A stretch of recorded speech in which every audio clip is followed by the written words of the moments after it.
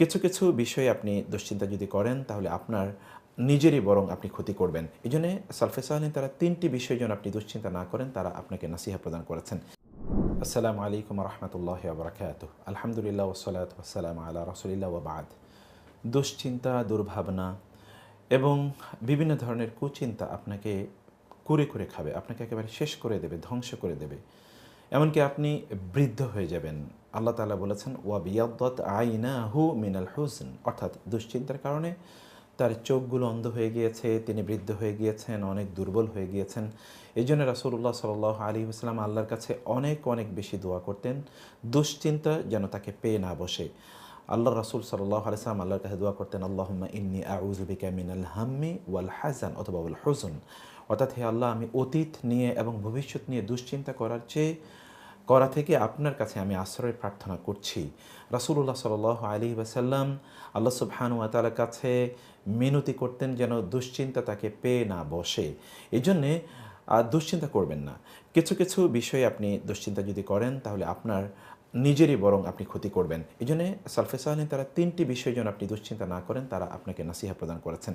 একটি হচ্ছে যে আপনি দারিদ্র্য নিয়ে দুশ্চিন্তা করবেন না, অর্থাৎ আপনি গরিব, আপনার অর্থ সম্পদ কম, ইত্তকার নিয়ে আপনি দুশ্চিন্তা করবেন না।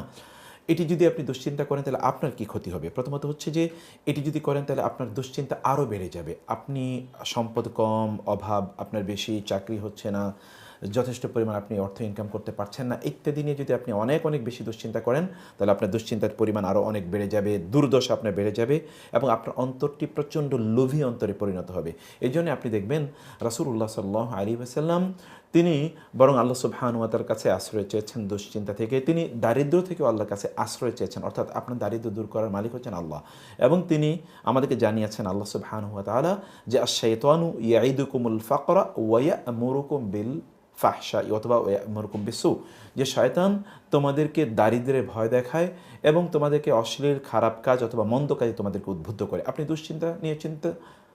যদি অভাব নিয়ে চিন্তা করেন তাহলে আপনি অন্যায়ভাবে, হারাম পথে, বিভিন্নভাবে, অনৈতিকভাবে আপনি অর্থ ইনকাম করার চেষ্টা করবেন। এটি আপনার দুনিয়াও শেষ করে দেবে এবং আখিরাতকেও শেষ করে দেবে। বরং আপনি আল্লাহর উপর তাওয়াক্কুল করুন। আপনার অর্থনৈতিক অভাব দূর করা মালিককে মহান আল্লাহ সুবহানাহু ওয়া তাআলা, তার উপর তাওয়াক্কুল করুন, তাকে ভয় করুন, সর্বান্তকরণে ইস্তিগফার করতে থাকুন এবং দুরূদ পড়তে থাকুন। তাহলে আল্লাহ তাআলা আপনার অভাব বা ভয় দূর করে দেবেন ইনশাআল্লাহ। দ্বিতীয় যে বিষয়টি তা হচ্ছে যে আপনার উপর কেউ জুলুম করেছে, এটি নিয়ে কখনো দুশ্চিন্তা করবেন না। তাহলে আপনার অন্তরটি প্রচণ্ড হিংসুটে, প্রচণ্ড প্রতিশোধ পরায়ণ এবং আপনার অন্তর সর্বদা মানুষের কীভাবে বা অন্যের কাছ থেকে আপনি কীভাবে প্রতিশোধ নিতে পারবেন এই দুর্ভাবনায় আপনি লিপ্ত থাকবেন।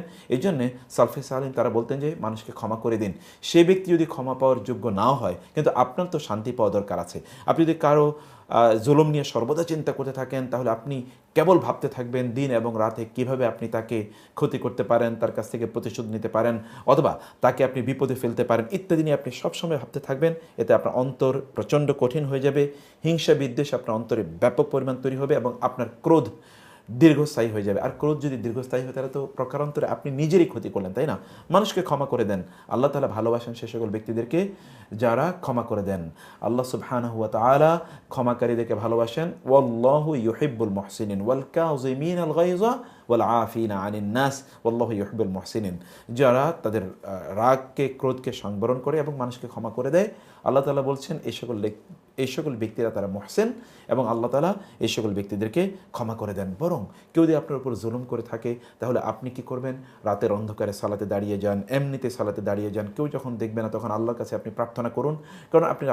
কারণ আপনি জানেন যে মাজলুমের দোয়া এবং আল্লাহ সুবহানাহু ওয়া তাআলার মধ্যখানে কোনো ব্যবধান থাকে না, বরং এটি মেঘমালার উপরে উঠিয়ে নিয়ে যাওয়া হয় এবং আল্লাহ সুবহানাহু ওয়া তাআলার দরবারে সরাসরি তা কবুল হয়ে যায়।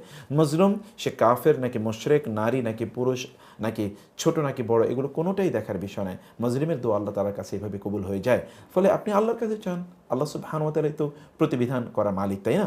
আর তৃতীয় বিষয় হচ্ছে যে আপনি দুনিয়ায় দীর্ঘদিন বেঁচে থাকবেন, এটি নিয়ে কখনোই স্বপ্ন দেখবেন না। যদি আপনি এই প্রত্যাশা করতে থাকেন, এরকম স্বপ্ন দেখতে থাকেন যে আপনি অনেক দিন এই দুনিয়াতে বেঁচে থাকবেন, তাহলে কি হবে? তাহলে আপনার জীবনটা নষ্ট হয়ে যাবে।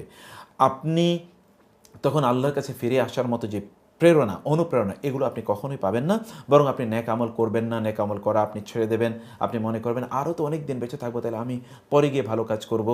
এবং এর মাধ্যমে শয়তান আপনার অন্তর থেকে আল্লাহ তাআলার ভয়, আল্লাহর ভালোবাসা, আখিরাতের প্রস্তুতি এবং ইবাদতের প্রতি আপনার যে আগ্রহ অথবা ইবাদতের যে তৃপ্তি, পরিতৃপ্তি, মজা এগুলো সব আপনার অন্তর থেকে তুলে দেবে। এই জন্য ইয়াহুদীদের ব্যাপারে আল্লাহ সুবহানাহু ওয়া তাআলা বলেছেন যে তারা ইয়াওয়াদ্দু আহাদুহুম লা ইউআম্মারু আলফা সানা ওয়ামা হুয়া বিমুজাহজিহি মিনাল আযাবি আন ইউআম্মার। তারা যদি 1000 বছর বেঁচে থাকে তাহলে তারা জাহান্নাম থেকে বাঁচতে পারবে না, বরং আপনি যত বেশি বেঁচে থাকবেন তত আপনার দায় বাড়বে। বরং আমরা দেখতে পাই সালফে সালিহিন তারা আল্লাহ সুবহানাহু ওয়া তাআলার কাছে তারা তাদের হায়াতের মধ্যে বারাকা কামনা করতেন। আপনি 1000 বছর বেঁচে আছেন কিন্তু আপনি এমন কোনো কাজ করতে পারলেন না যেটি আপনার মৃত্যুর পরে লোকেরা স্মরণ করবে, তার চেয়ে কি এটি উত্তম না যে আপনি যতদিনই বেঁচে থাকেন ততদিন এমন কিছু কাজ করুন যে আপনার মৃত্যুর পরেও লোকেরা আপনার জন্য দোয়া করবে, আপনাকে ফিল করবে, অথবা আপনার মৃত্যুর পরে সাদকায়ে জারিয়া হিসেবে আপনার আমল নামায় সওয়াব ঢুকতে থাকবে। সেটি কি কল্যাণকর নয়? বরং আমাদের এইরকম কল্যাণকর জীবনযাপন করার জন্য আল্লাহ তাআলা আমাদেরকে তৌফিক দান করেন। এই জন্য আমরা নাসিহা আপনাদেরকে করছি যে 3টি বিষয় আপনি দুশ্চিন্তা করবেন না। দারিদ্র নিয়ে দুশ্চিন্তা করবেন না, কে আপনার উপর জুলুম করে সেটি নিয়ে দুশ্চিন্তা করবেন না, এবং দুশ্চিন্তা করবেন না যে আপনি অনেক দিন বেঁচে থাকবেন, এগুলো নিয়ে আপনি আশা প্রত্যাশা করবেন না। তাহলে আপনি সুখময় জীবন যাপন করতে পারেন। আল্লাহ